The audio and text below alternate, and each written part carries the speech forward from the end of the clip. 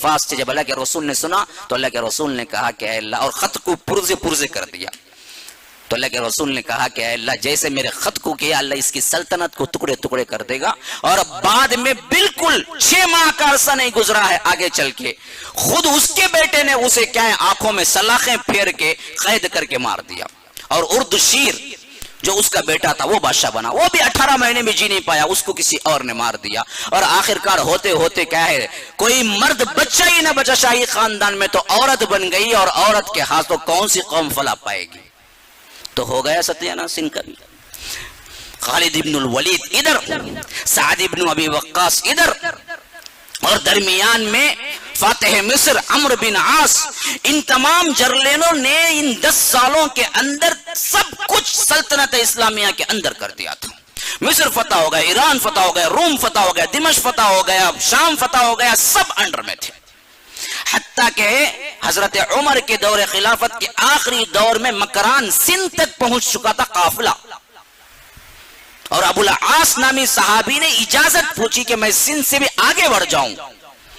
تو حضرت عمر نے کہا کہ بھائی رعایا اتنی لمبی ہو گئی، سلطنت میری اتنی لمبی ہو گئی، میں نہیں سنبھال سکتا، تم آگے نہ بڑھنا، واپس آ جاؤ. اس وجہ سے واپس آ گئے.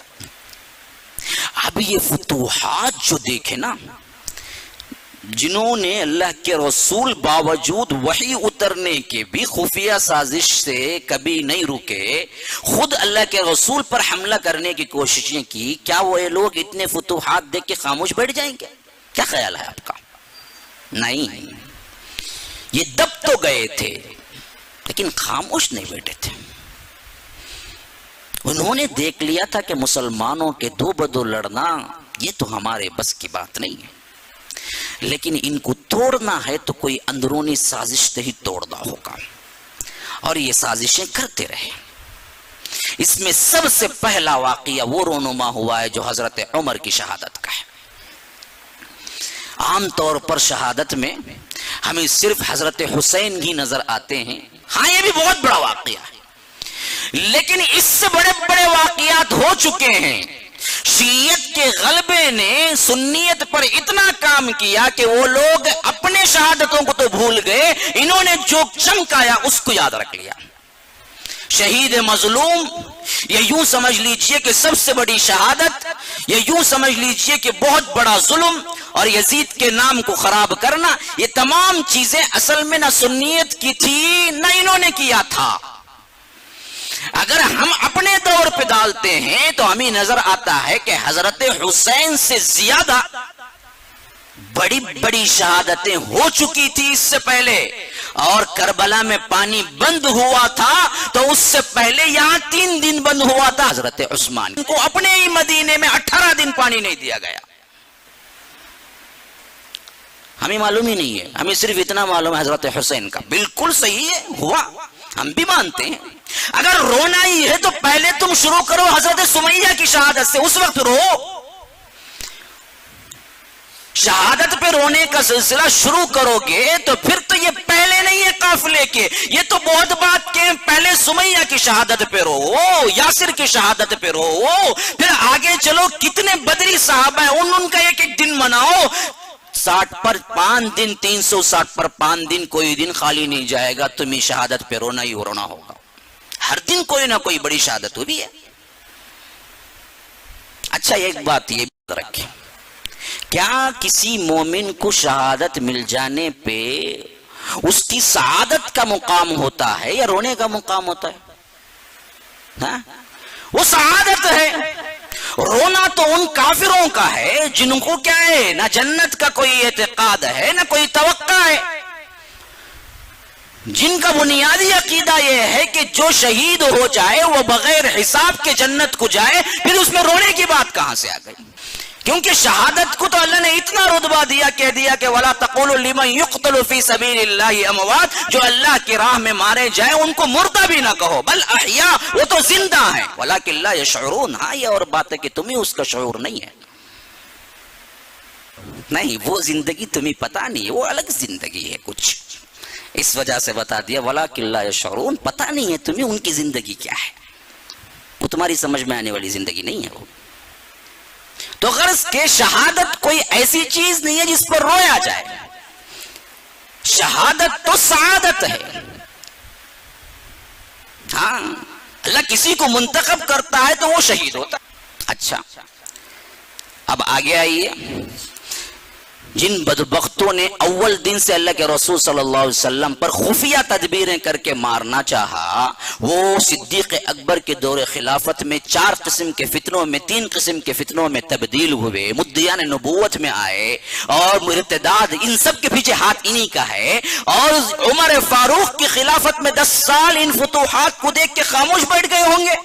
عقل کہتی ہے نہیں، اس وقت بھی وہ اندر پلاننگ کرتے رہے. اسی پلاننگ کا شاخسانہ ہے وہ جو حضرت عمر کی شہادت ہوئی. ہوا کیا تھا؟ تاریخ میں تو بہت معمولی واقعہ ہے، سمجھ نہیں آتی آج تک. جب بھی میں پڑھتا ہوں پھر ایک مرتبہ ذہن کیا ہے، 1-2 رات کے لیے بالکل ہی بے چین ہو جاتا ہے. اتنا چھوٹا معاملہ تھا جس پہ حضرت عمر کو شہید کر دیا گیا. اتنی بڑی اسلام کی شخصیت. ہوا کیا تھا؟ مغیرہ بن شعبہ ایک صحابی تھے، ان کا ایک غلام تھا ابو لولو فیروز، ایرانی مجوسی تھا. جب ایران فتح ہوا تھا تو مغیرہ بن شعبہ بھی اس میں حصہ لیا تھا. بہت بڑے صحابی ہیں مغیرہ بن شعبہ. ان کے حصے میں غلام آیا، وہ لے کے مدینہ آ گیا. مدینے میں ان کی غلامی کرنے لگا. اور غلاموں کو بعض مرتبہ یہ بھی ہوتا تھا کہ ان کو اجازت دی جاتی تھی کہ بھائی تم آزادانہ تجارت کر لو، ہم تمہاری دیکھ بھال زیادہ نہیں کر سکتے، تم خود تجارت کر لو، تجارت میں سے کچھ حصہ ہمیں دے دینا ہے کیونکہ تم میرے غلام ہو، بقیہ تم اٹھا لینا ہے، جیسا کہ بزنس پارٹنرشپ میں بھی ہوتا ہے. ایسے ہی حضرت مغیرہ بن شعبہ نے ابو لولو کو کہا تھا کہ تو تجارت، اور وہ بڑا ہی لوہے کے اوزار بنانے میں بڑا ماہر تھا، بہت ماہر، خنجر وغیرہ بنانے میں، تلوار بنانے میں بہترین ہنر تھا اس کے پاس. تو انہوں نے یومیہ 2 درہم لگا دی. حضرت مغیرہ بن شعبہ نے کہا کہ دیکھو تم جو بھی ہے کماؤ، مجھے 2 درہم دینی ہے تمہاری کمائی میں سے. اب یہ شکایت لے کے حضرت عمر کے پاس آیا. اب کون تھا یہ؟ ایرانی تھا، مجوسی تھا. اور کہاں سے آیا تھا؟ ایران فتح ہو چکا تھا وہاں سے آیا تھا. اور ایران تھا کیا؟ سپر پاور تھا اس زمانے کا، جو اسلام آنے کی وجہ سے نیست و نابود ہو گیا. تو غصہ، غم، اندرونی سازشیں سب اس کے اندر بطرج عدم موجود تھی. تو وہ آیا اور حضرت عمر سے کہا کہ مغیرہ مجھ پہ ووٹ ڈالتے ہیں، مجھے بہت زیادتی کرتے ہیں، ظلم کرتے ہیں. حضرت عمر نے پوچھا کیا واقعہ ہے؟ کہا کہ دیکھو مجھے 2 درہم ہر دن دینا ہے. حضرت عمر نے پوچھا آپ کام کیا کرتے ہو؟ کہا کہ میں لوہے کے اوزار بناتا ہوں. کہا کہ کام بہترین کرتے ہو، بہت پیسہ کما سکتے ہو، 2 درہم کیا بات ہے، بالکل صحیح فیصلہ کیا مغیرہ نے، جاؤ جا کے دو. بس وہاں سے دشمنی ٹھن گئی. یہ بدبخت نے اسی وقت قسم کھائی تھی کہ تو نے کیا میرا سپورٹ نہیں کیا، دیکھ میں بھی ایک ایسا خنجر بناؤں گا جو 2 طرفہ ہوگا. اب وہاں سے اس نے کیا ہے گویا کہ طاق میں رہا. اور ادھر حضرت عمر کی خواہش یہ تھی، آخری زمانے میں خاص کر تو وہ دعائیں کرتے تھے، اے اللہ رعایا بڑھ گئی ہے، میں بوڑھا ہو گیا ہوں، اب وہ کیفیت نہیں ہے جو جوانی میں تھی، اور اتنی بڑی سلطنت کو میں نہیں سنبھال سکتا. اس سے پہلے کہ کچھ ہو جائے اللہ تو اپنے پاس بلا لے، اگر میرے لیے بہتر یہی ہے. اور دعا میں ہمیشہ یہ بھی کہا کرتے تھے کہ اے اللہ مجھے شہادت کی موت دینا. اور لوگ جب باہر بلاتے تو مدینے سے نکلنے کے لیے بھی تیار نہیں ہوتے. اسی وجہ سے جو خادمین ہیں، خاص کر چھوٹے صحابہ عبداللہ ابن عباس وغیرہ، عبداللہ ابن عمر وغیرہ، وہ کہا کرتے تھے کہ ہم حیران ہیں کہ یہ مدینے میں دعا کرتے تھے اے اللہ مجھے شہادت دینا، اور مدینے سے نکلنے کے لیے بھی راضی نہیں تھے. تو ہم سوچتے تھے مدینے میں کون سا ایسا مسلمان ہے جو حضرت عمر پہ تلوار اٹھا سکتا ہے، کیونکہ مدینے میں تو مسلمان ہیں صرف. اگر یہ کسی سرحد پہ جاتے، وہاں شہادت کی دعا کرتے تو شہادت ہو سکتی تھی. مدینے سے نکلتے بھی نہیں اور شہادت کی بھی تمنا ہے. تو ہم حیران تھے کہ یہ دعا پوری ہوگی تو کیسے ہوگی. اتنے میں ہوا کیا، یہ ابو لولو فیروز جو تھا مغیرہ بن شعبہ کا غلام، اس نے دلی دشمنی، صرف اتنا ہی تاریخوں میں آیا کہ دلی دشمنی کے طور پہ قتل کر دیا. حالانکہ اصل ہم عمیق گہرائی میں جا کے دیکھیں تو یہ دلی دشمنی نہیں تھی، یہ باقاعدہ پلاننگ تھی. انہی لوگوں کی طرف سے جو اول روز سے اللہ کے رسول صلی اللہ علیہ وسلم کو قتل کرنے کی سازشیں ہوئی تھی. کون؟ نمبر 1 یہود سپورٹ کرنے والے کمزور منافقین جو کمزور ایمان والے تھے. ان کی ملی بھگت ہے. اس کشیدی اور آخرکار ایک صبح فجر کے لیے جب نکلے حضرت عمر نماز پڑھانے کے لیے، اسی وقت وہ منبر پہ محراب کے کنارے چھپا بیٹھا تھا. جب وہ پوری نماز میں پورے جذبات کے ساتھ تلاوت میں غرق ہو گئے تو اس نے کیا ہے ایسا وار کیا جو کہ دراصل ناف تک سینے سے پہنچ گیا تھا انہیں، اور نماز پڑھانا مشکل ہو گیا تھا. پھر اس کے بعد پھلانگا، اور لوگوں کو اس وقت معلوم مائک وغیرہ تو نہیں تھی اور لمبی لمبی صفیں تھی. فجر میں تو خاص کر مسلمان بہت ہی شوق سے، آج کا معاملہ نہیں، فجر میں سب سے کم آتے.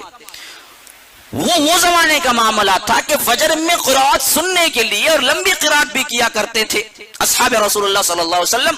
اور عمر کی قرآت تو بہت اچھی تھی، سننے کے لیے بہت مجمع آتا تھا. تو آخری صف والوں کو کیا بلکہ درمیانی صف والوں کو بھی معلوم نہیں ہوا کہ ہوا کیا منبر کے پاس.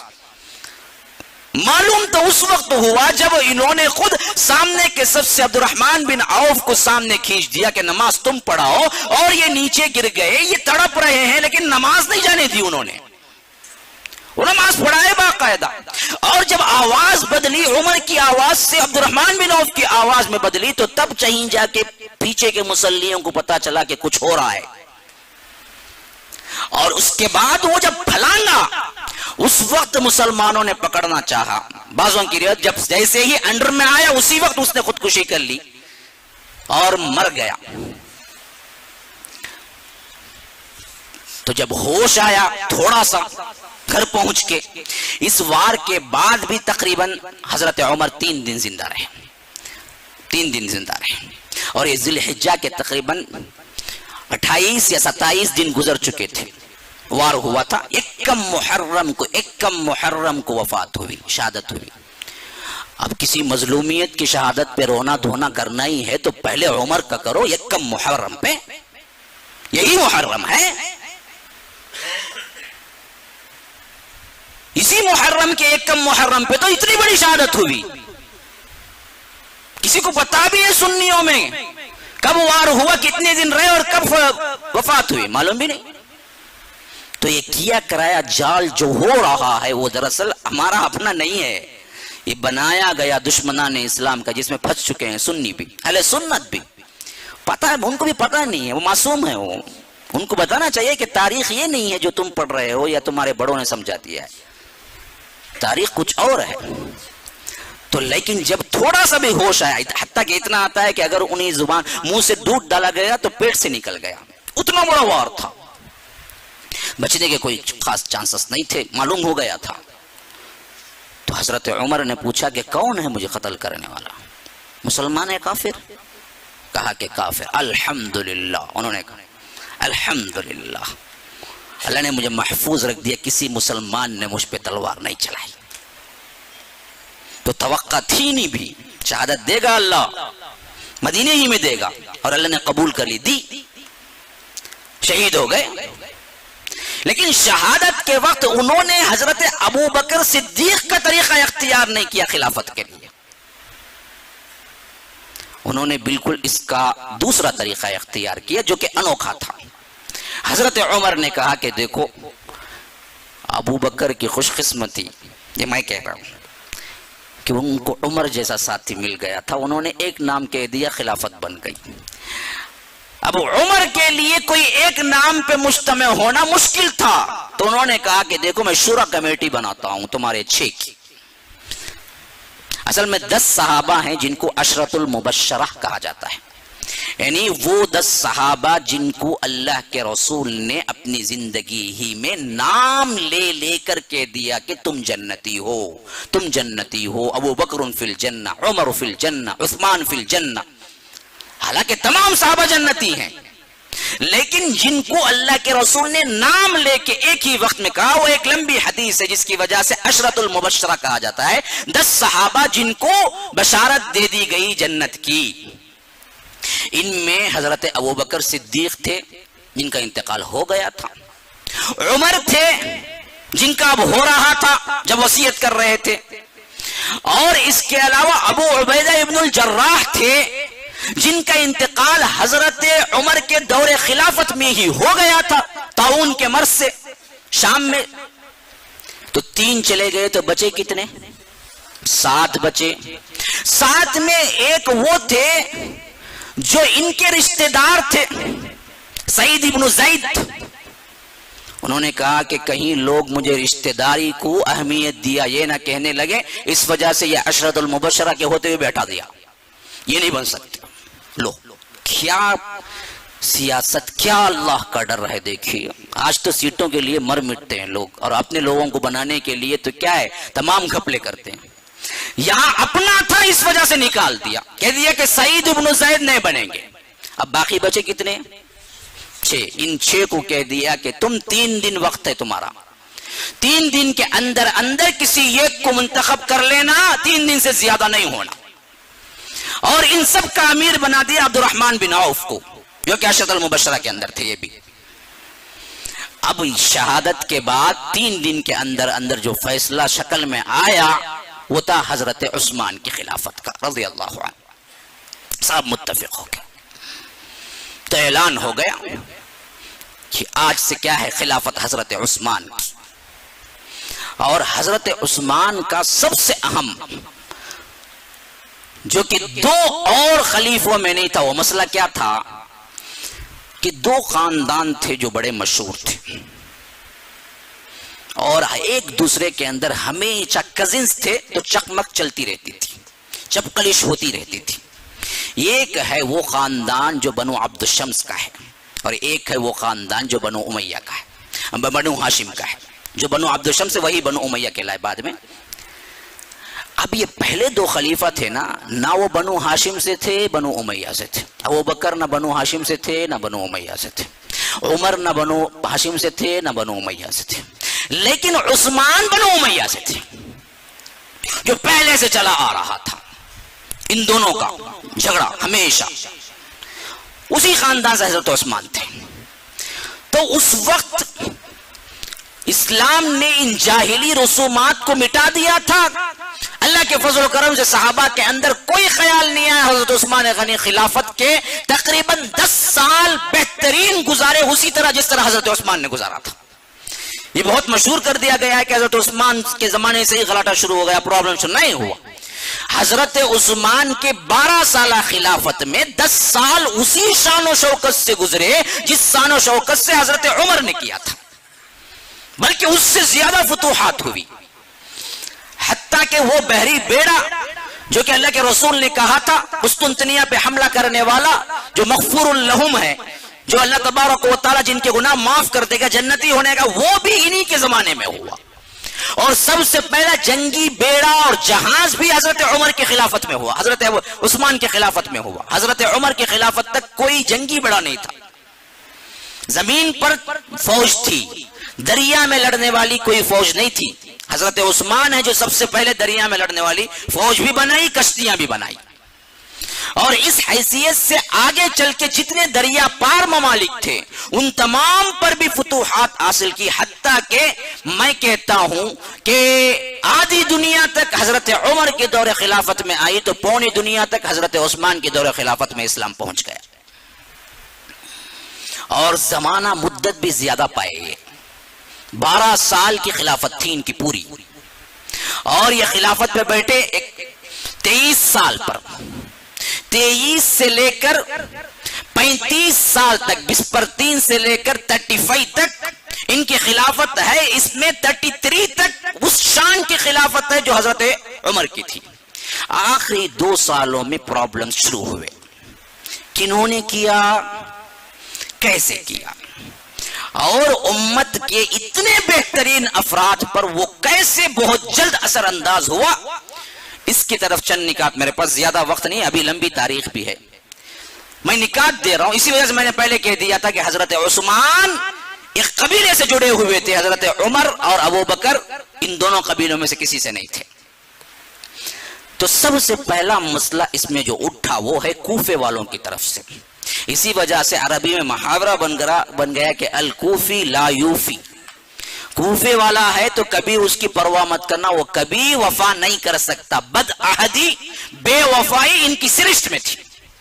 اور یہ کوفہ بنا کب، یہ بھی سمجھ لیجئے، یہ کوفہ کوئی شہر پہلے نہیں تھا تاریخ میں، کوفہ حضرت عمر کے دور خلافت میں بنا، جبکہ ایک فوج ہمیشہ باہر رہنے لگی، کبھی شام سے لڑنا پڑتا تھا، کبھی رومیوں سے لڑنا پڑتا تھا، ان دونوں کے درمیان ایک فوجی چھاونی تھی، ملٹری کیمپ ہوا کرتا تھا، جہاں سے فوج جاتی آتی تھی تو وہاں رہ رہے تھے۔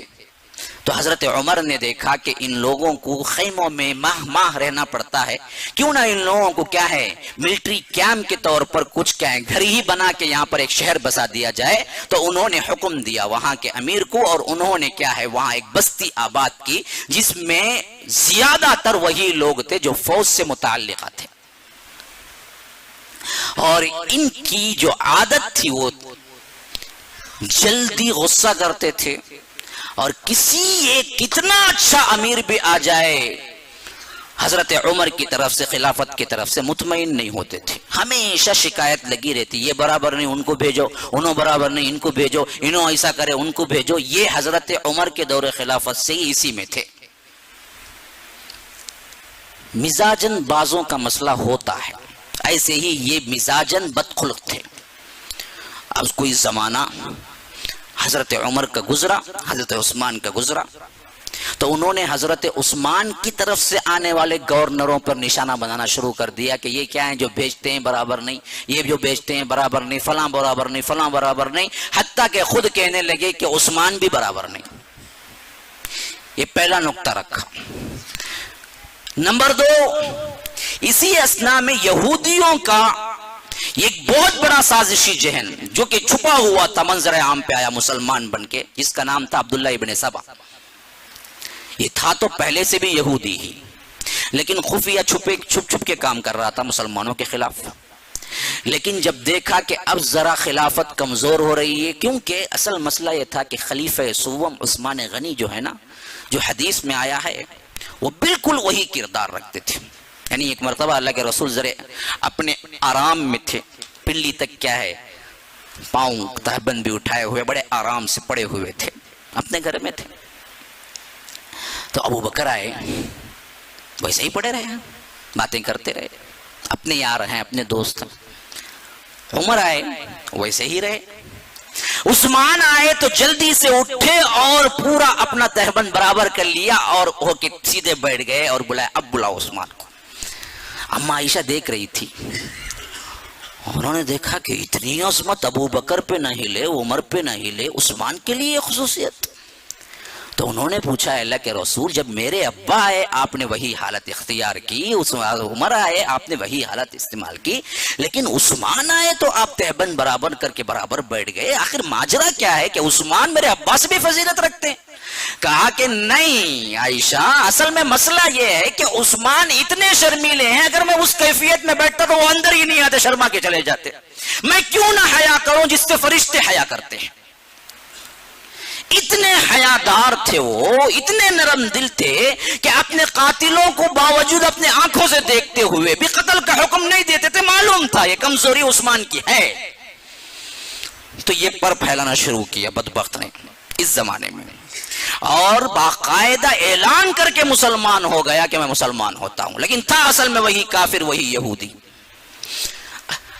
اب جو کمزور سے طبقات میں تھے، پہلے مدینہ آ کے چکرانے کی کوشش کی، لوگوں میں کیا ہے غلط خیالات۔ اس کا سب سے پہلا خیال کیا تھا؟ دیکھو جی عجیب تو ہو تم لوگ، اللہ کے رسول زیادہ عظمت والے ہیں، حضرت عیسیٰ، مسلمان کہتے ہیں کہ اللہ کے رسول ہیں، تو تم کہتے ہو کہ عیسیٰ تو قرب قیامت کے قریب نازل ہوں گے اور اللہ کے رسول واپس نہیں آئیں گے، کیسا عقیدہ ہے؟ تو نئے نئے جو مسلمان ہوئے نا ان کو تو بڑا مسئلہ ہو گیا نا، یہ مدینے کے مسلمانوں میں نہیں چل سکا تو یہاں سے نکل گیا، مکہ گیا وہاں بھی نہیں چل سکا، وہاں سے بھی نکل گیا، لیکن کوفہ گیا تو سیٹ ہو گیا، جم گیا معاملہ، تو عقیدے میں نکیر کرنا شروع کر دیا۔ پہلا مسئلہ یہی کہ میں کیا ہے سب سے زیادہ اللہ کے رسول کو چاہتا ہوں، کیا ہے؟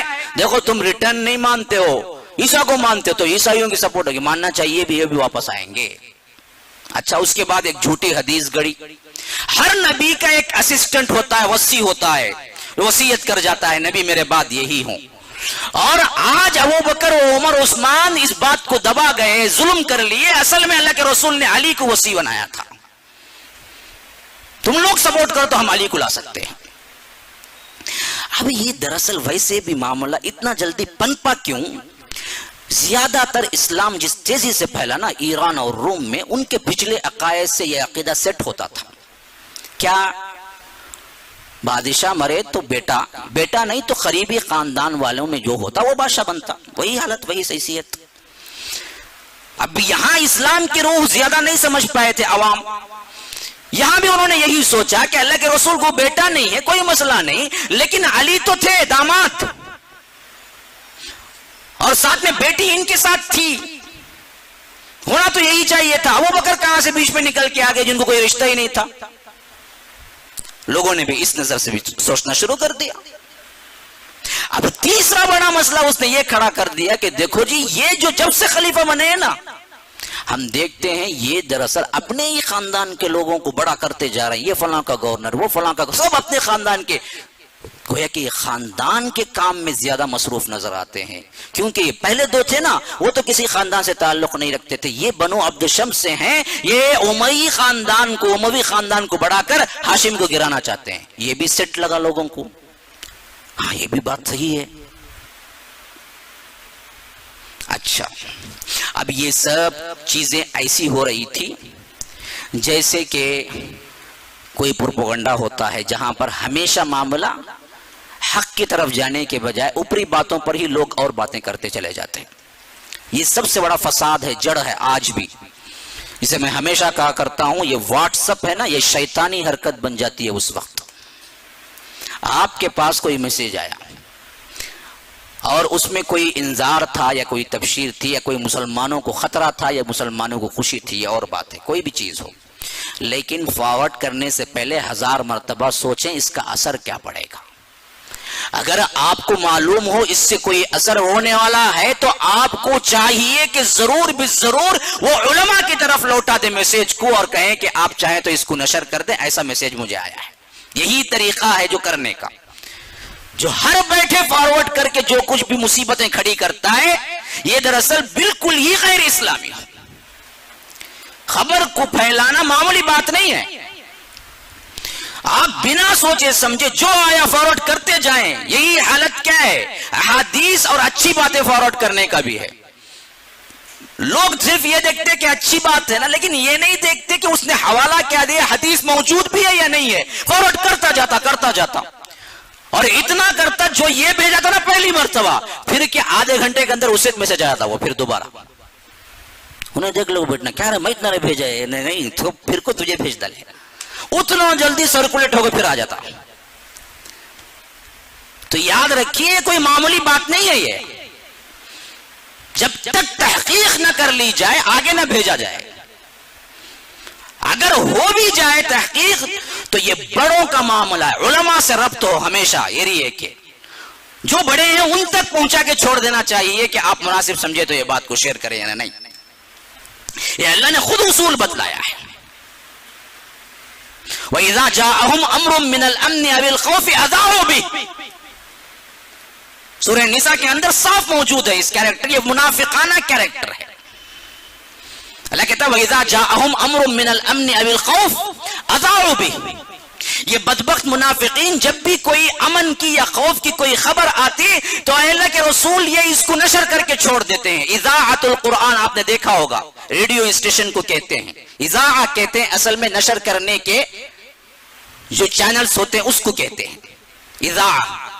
اذاعوا بھی یہ نشر کر کے چھوڑ دیتے ہیں، پوچھتے نہیں، اللہ کے رسول تک نہ لڑک۔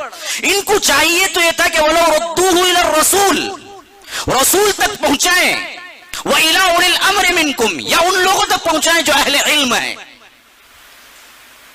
تاکہ وہ پہچانے کہ اس کو بولنا چاہیے عوام میں، نہیں بولنا چاہیے، کیونکہ اس سے وہ بڑے بڑے طریقے جھگڑے رونما ہوتے ہیں جو امتوں کو غارت کر دیتے ہیں۔ یہی حالت ہوئی یہاں پر بھی۔ پہلے تو اس ٹائم کو نہ موبائل فون تھا، نہ نیٹ تھا، نہ کوئی اور قسم کا مواصلاتی نظام تھا۔ ایک خبر کو آنے جانے میں اگر دور کے شہر ہیں تو 1 مہینہ لگ جاتا تھا، اب کوفے میں حضرت عثمان غنی پر باتیں بن رہی ہیں تو بصرے والے کہتے اللہ بہت بڑا فضل کیا بھائی، ہمارے اندر یہ سب تفریقہ نہیں ہے، ہمیں محفوظ ہی. جبکہ کوفے والوں کے پاس یہ تبصرہ پہنچتا جو حالت تمہاری یہاں ہے اس سے بدتر حالت بصرہ میں ہے، بولتے لوگ انہوں مان لیتے. وہاں سے مدینہ جاتا میٹر تو مدینے والے بولتے اللہ بڑا محفوظ رکھا بھائی، بصرہ کوفہ کے سر کا معاملہ نہیں ہے. لیکن بصرہ کوفے والوں کو معاملہ کیا پہنچتا، تمہارے جو حالت ہیں اس سے بدتر حالات مدینے میں چل رہے گئے. مدینے والے یہ سوچتے تو مکے والے یہ سوچتے خیر مدینہ گیا با لیکن مکہ تو محفوظ ہے. لیکن مکے والوں کو پتہ نہیں ہوتا مدینے میں، بصرہ میں، کوفہ میں، سب مکے میں اس سے زیادہ پرابلم ہے، بات ہو رہی ہے. مواصلاتی نظام نہیں تھا کوئی بھی. اور یہ کرتا کون تھا؟ یہ عبداللہ بن سبا کی گروپ تھی، باقاعدہ پھیلا رہی تھی کہ عثمان اقربا پروری کر رہے ہیں، بے انداز دولت لٹا رہے ہیں، اپنے خاندان کو جمع کر رہے ہیں، فلاں کر رہے ہیں، فلاں کر رہے ہیں. اب حد سے زیادہ ہو گیا معاملہ، اور مسلمان بھی جو سادہ لوگ تھے اس کا شکار ہو گئے. ہاں جی شاید صحیح ہی ہے، کیونکہ میں نے بتایا نا 1000 مرتبہ جھوٹ بولا جائے تو لوگ سچ سمجھتے ہیں. بس 1000 مرتبہ بولنے کی دیر ہے. 1 مرتبہ بولو انکار کرے گا، 2 بولو انکار کرے گا، لیکن 100 مرتبہ بولو بولے گا کچھ نہ کچھ حق ہے جی، تو کئی کو بولتا ہی نہیں کتا. پھر 1000 مرتبہ بولو پکا یقین نہیں کرتا. اس کے بعد یہ حالت، یہ بڑا پلاننگ کرنے والا یہودی سازشی ذہنیت تھا جس کی وجہ سے اس نے پھیلانا شروع کیا. تو بہت جلد پوری مملکت اسلامیہ میں پھیل گیا، حتیٰ کہ یہ اتنے جری ہو گئے ایک شکل میں بن کے باقاعدہ 1000-1500 کی شکل میں حملہ کرنے کی نیت سے ہی حضرت عثمان کے مدینے کے اندر داخل ہو کے محاصرہ کر لیا ان کے گھر کا. مطالبہ کیا تھا؟ آپ صحیح نہیں ہیں. ارے کیوں جی صحیح نہیں؟ وہ ہم کو معلوم نہیں. یا تو آپ خلافت سے اتر جاؤ، ہم خلیفہ بنائیں گے جسے چاہیں گے. اب دیکھو، جنہوں نے بدر کی جنگیں لڑی، جنہوں نے احد کی جنگیں لڑی، جنہوں نے خندق میں کارنامے انجام دیے، جنہوں نے حنین میں کارنامے انجام دیے، جنہوں نے تبوک میں گئے، ان کا موازنہ ان 1500 کے لٹیروں سے کیا واسطہ؟ لیکن پھر غالب کیوں ہوئے؟ اس وجہ سے غالب ہوئے، پروپیگنڈا ہو چکا تھا. یہ بہت بڑی خرابی ہے، بہت بڑی خرابی ہے. غلط خبریں پھیلانے سے رکو. تمہاری طرف سے ایک بندے کو بھی غلط نیوز گئی اور اس نے کوئی غلطی کی تو وبال تم پر ہے. 1000 مرتبہ سوچو کسی میسج کو فارورڈ کرنے سے پہلے مجھے کرنا ہے یا نہیں کرنا ہے. تو یہ تھا وہ ماحول جس میں 1500-2000 کے شرپسند لوگ لٹیرے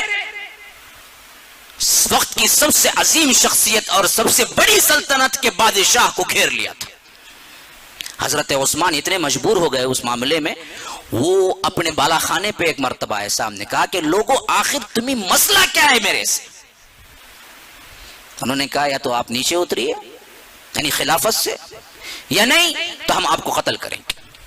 انہوں نے کہا کہ لوگوں دیکھو، قتل کرنے کے اسلام میں جو چیزیں مجھے معلوم ہے وہ یہ ہیں کہ انسان کسی انسان کو قتل کرتا ہے تو قصاص میں قتل کیا جائے گا، یا مرتد ہو جائے تو اس کو قتل کرنا جائز ہوگا، یا نہیں شادی شدہ زانی ہے تو اس کو قتل کر سکتے ہیں. پھر انہوں نے کہا اللہ کی قسم میں ارتداد کبھی اختیار نہیں کیا، آج بھی تم سب کے سامنے کلمہ پڑھتا ہوں لا الہ الا اللہ محمد الرسول اللہ، تو میرا اس معاملے میں قتل نہیں ہو سکتا. اور نمبر 2 تم یہ کہتے ہو کہ میں نے زنا کیا ہے، شادی شدہ ہو کے، اللہ کی قسم اسلام لانے کے بعد میں نے شرمگاہ کو سیدھے ہاتھ سے بھی ہاتھ نہیں لگایا کبھی. زنا تو بہت دور کی بات ہے، اتنا پاک باز و حیادار ہوں کہ اسلام قبول کرنے کے بعد آج تک میں نے شرمگاہ کو ہاتھ نہیں لگایا آپ نے سیدھے ہاتھ سے. اور یہی معاملہ تیسرا ہے، اگر میں نے کیا ہے کفر کیا ہے، مرتد ہوا ہے تو تمہارے سامنے پھر کلمہ. تینوں کی انہوں نے باقاعدہ شہادت دی، لیکن معاملہ پھر اڑے رہے ویسے ہی. یا تو آپ نیچے اتریے، خلافت ہمیں دیجیے. اچھا موقع کون سا انتخاب کیا یہ بھی دیکھ لو. میں یہ بتانا چاہتا ہوں کہ یہ ایسے اتفاقیہ نہیں ہو گیا، یہ وہی سازش تھی جو اللہ کے رسول کے دور میں ان لوگوں نے اللہ کے رسول کو زہر دینا چاہا، یہ انہی لوگوں کی سازش ہے، اس میں مسلمانوں کا صحابہ کا کوئی لینا دینا نہیں، تمام صحابہ معصوم ہیں، آج بھی وہی، حضرت علی ہوں، حضرت عائشہ ہوں، حضرت معاویہ ہوں، حضرت حسنین کریمین ہوں، سب معصوم ہیں۔ بیچ میں جو داخل ہو کے گیم کھیلنے والا گروہ وہ منافقت یہودیت ہے، جنہوں نے ان سب کو کیا اور عوام میں یوں پیش آیا کہ یہ لوگ لڑ گئے۔ اس غلط فہمی کو نکالنے کے لیے میں نے یہ تمہید باندھی شروع سے، پہلے ذہن بنا لو، اتفاقیہ نہیں ہوا، پری پلانڈ ہوا۔ تو زمانہ کون سا چنا گیا؟ حج کا زمانہ۔ اب بظاہر دیکھیے آج اتنی دور ہونے کے باوجود کتنے لوگ حج پہ حج کرتے ہیں، جب مدینے میں ہوں اور صحابہ جیسی شخصیتیں ہوں، حج کے زمانے میں کبھی پیچھے رہیں گے؟ تو حج کے زمانے میں آدھا پونا مدینہ خالی ہو جاتا تھا، تو بڑے بڑے صحابہ نہیں ہوتے تھے، اور عموماً خود حضرت عثمان بھی جایا کرتے تھے، لیکن بہت زیادہ جا بھی چکے تھے اور مسئلے بھی بہت تھے، اور عمر بھی بہت گزر، سب سے معمر صحابی ہیں وقت کے۔ جب انتقال شہادت ہوئی 80 پر 2 سال، 82 سال کی عمر، جبکہ اللہ کے رسول کی وفات 60 پر 3 میں، حضرت ابو بکر کی وفات 60 پر 3 میں، حضرت عمر کی وفات 60 پر 3 سال میں، سب چھوٹے ہیں دیکھا جائے تو۔ حضرت عثمان کی وفات 80 پر 2، جب یہ گھیراؤ کیے تھے 80 پر 1 سال کی عمر تھی انہیں تقریباً، یا 80 پر 2 ہی چل رہا تھا۔ کیسے شیعوں نے بات کو بدلا دیا دیکھیے، حضرت حسین کی شہادت کو تو بڑا آگے کر کے پیش کرتے ہیں اور کہتے ہیں کہ دیکھیں جی نوجوان کیا ہے، سرداران اس طرح کیا ہے، اس طرح کے الفاظ استعمال کرتے ہیں۔ دیکھا جائے تو اس وقت بھی حضرت حسین کی عمر 55 سال کے قریب تھی، وہ کیا بھی بچے نہیں تھے اس وقت، اور ظلم کے اعتبار سے دیکھا جائے تو 55 سال کی عمر کو نوجوان کو یا کوئی مرد کو قتل کرنا زیادہ ظلم ہے، یا 82 سال کی عمر کے، وہ بڑھاپے کی اور زیادہ منزل میں تھے۔ تو اس میں بڑی بڑی شخصیات دیکھیے، حضرت عائشہ نہیں تھی اندر، طلحہ زبیر نہیں تھے جو عشرۃ المبشرہ کے اندر آتے ہیں، سب حج پہ گئے ہوئے تھے۔ ذوالحج 7 سے شروع ہوتا ہے یا 8 سے شروع ہوتا ہے، ہاں 9 10 11 12 13 5 دن ہے حج، 13 ختم ہو جاتا ہے۔ اب 13 سے واپس فلائٹیں شروع ہو جاتی ہیں ہمارے ہاں، لیکن اس زمانے میں آنے جانے کے 15 دن ملا لیجئے، تو 5 دن کے لیے بھی کم از کم ان کے لیے تقریباً 2.25 مہینے یا 2 مہینے لگتے تھے جا کے آنے کے لیے۔ اب یہ ذوالحج میں تو نکل گئے، قافلے نکل گئے مدینے میں سے، مدینہ خالی پڑ گیا تھا، اور یہ بدبخت آ کے سراؤنڈنگ کیے ذوالحج کے ابتدائی ایام میں، اچھا معلوم تھا ہی نہیں، اس وقت اندر کوئی نہیں ہے بڑے صحابہ میں سے، سراؤنڈنگ کر لیے، اور اتنا زیادہ دباؤ ڈالا کہ یا تو وہ خلافت چھوڑ دیں یا تو ہم قتل کریں گے۔ اب جو لوگ تھے ان میں حضرت علی تھے اور ان کے بیٹے تھے حسنین کریمین، انہوں نے حتی الامکان اس کو سنبھالنا چاہا۔ آپ کو معلوم ہے بدبختوں نے ایسا ماحول بنا دیا کہ ہمیں ایسا سمجھ آتا ہے کہ پکے مخالف تھے عثمان اور حضرت علی، نعوذ باللہ، لیکن یہ بات بہت کم لوگوں کو معلوم ہے کہ حضرت عثمان کے خلافت کے دور خلافت میں ان کے محل کو جب محاصرہ کیا گیا تو اس وقت پہرا دینے والے حسنین کریمین ہیں اور حکم دینے والے حضرت علی ہیں۔ انہوں نے حکم دیا باقاعدہ اپنے بچوں کو، یہ بدبخت بعید نہیں کہ آگے اندر بھی چھلانگ لگا کہ حضرت عثمان کو قتل کر دیں گے، تم پہرا دو، دروازے پہ کھڑے رہا کرو ہتھیار باندھ کے۔ یہ محبت تھی دونوں کے اندر، جو شیعت نے آ کے ہمارے اندر کیا ہے تفریقہ ڈالا ہے، اپنے بچوں کو کیا کیا ہے، دربان بنا کے کھڑا کیا حضرت عثمان کے گھر پر۔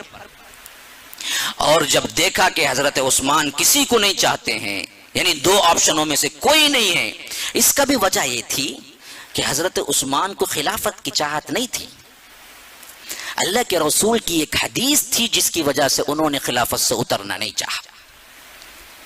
وہ یہ تھی کہ اللہ کے رسول صلی اللہ علیہ وسلم نے فرمایا حضرت عثمان سے کہ ایک زمانہ آئے گا اللہ تجھے ایک گفٹ دے گا, ایک کپڑا پہنائے گا, ایک لباس پہنائے گا, عثمان لوگ تجھے اس سے اتارنے کی کوشش کریں گے, تو نہ اترنا. انہوں نے تعبیر یاد رکھ لی تھی کہ وہ یہی ہے جو اللہ نے مجھے خلافت دی ہے, میں نہیں اتر سکتا.